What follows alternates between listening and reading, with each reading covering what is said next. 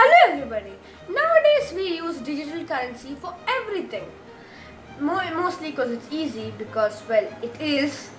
We use it to pay for everything. School fees, electricity bills, water bills and even to buy food and water. But currency notes might seem like a pain mostly because there can be counterfeits and also it's physical money and it's harder to count stuff manually, you might say. But currency notes hold a piece of the country's history. One such interesting banknote was the banknote of Zimbabwe, launched in 2008. Its particular denomination sounds very ridiculous. $100 trillion note. No, I don't mean US dollars, I mean Zimbabwe dollars. So you might be asking how can such a banknote exist?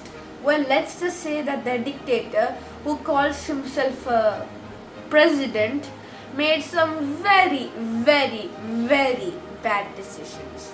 So in today's video, I'm going to explain how this happened and why does this even exist.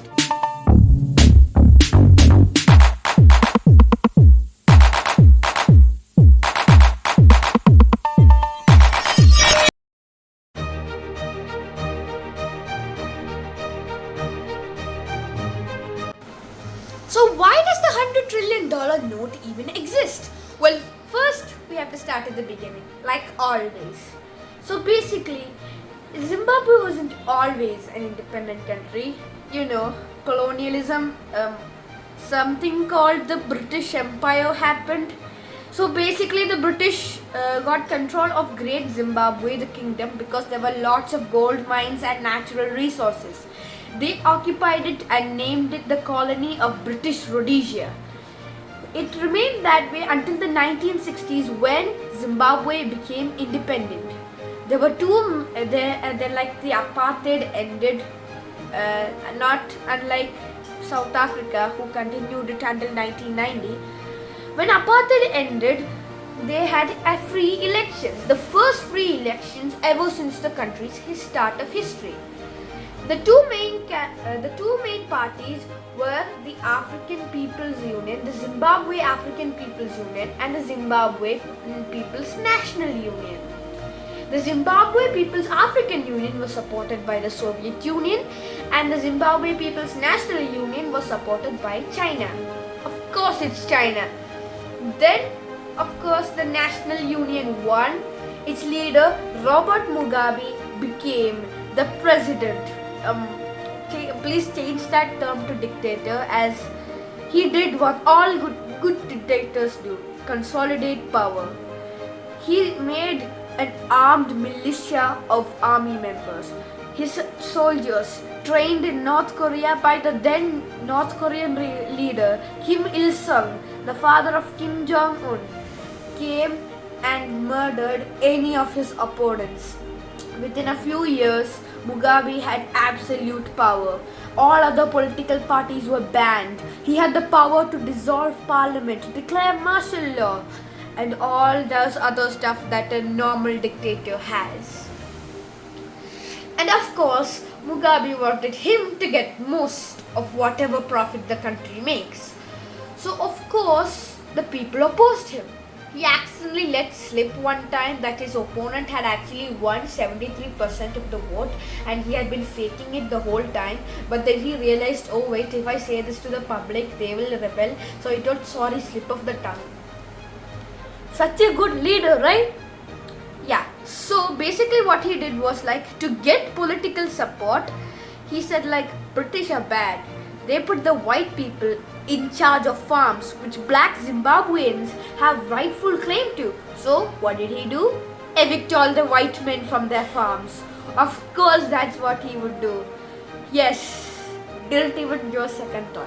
When you listen to this, you might be like, oh yeah, people inherit their lands they actually have an ownership right to. But you need to remember, the white people knew how to farm. The black people, the people who Mugabe gave the land to, knew nothing about farming or weren't interested in it at all. Food prices soared and food production went down to half. Very good situation for Mugabe. So then what he did was, to stop this hyperinflation, he also had a lot of debt. And now this was a problem. So he did what anyone who doesn't know economics will do. He printed more money. Yes, exactly. He printed more money. Like if you're in charge of the Reserve Bank, you can just print more money. And he used that to pay all his debt. But you need to remember, if one person becomes rich and he spreads the money all around, the whole community becomes rich. Because of this, the value of the Zimbabwe dollar crashed, while prices of food items increased. Soon, prices were in the millions, then the billions, and now finally, we get to the trillions. Mugabe tried to convince the people this money did have value. It's not a bad currency, but people wouldn't believe him because the prices had gone up. You would need literally a wheelbarrow full of $1 trillion notes to buy food. How much money is that? And in just one day, the value of your money could fall by 90%. What kind of inflation is this? And suddenly the people lost interest in it, and Mugabe had some serious problems, so he cut all the zeros. Yes, the $10 trillion became $10. But still, you could not ignore the crashing values, because even if you cut the zeros, still the money did not have value. Because of this, people stopped using it. The economy crashed. Eventually, Mugabe withdrew this in 2008. People can use US dollar, South African rand, and any other currency which has a stable value, including the euro. He allowed it all, so now people can do everything how they want. Because like the Zimbabwe dollar isn't a thing anymore, the $100 trillion note ceased to exist. The remaining ones are sought after by any currency and coin collector in the world. But still, the economy had crashed because people had lost interest in paper notes. But because of this, mobile banking increased. Because there were no banks or ATMs in Zimbabwe, people started using pay apps on their phone. Digital users went up by a lot, and suddenly digital companies had a lot of money. So in the end, you might be asking like, after all of this, why didn't Mugabe get ousted? That's exactly what I was thinking, until I found out that he got ousted in 2017. I guess better late than never. So that's it for today's video. Please like, share and subscribe. Bye.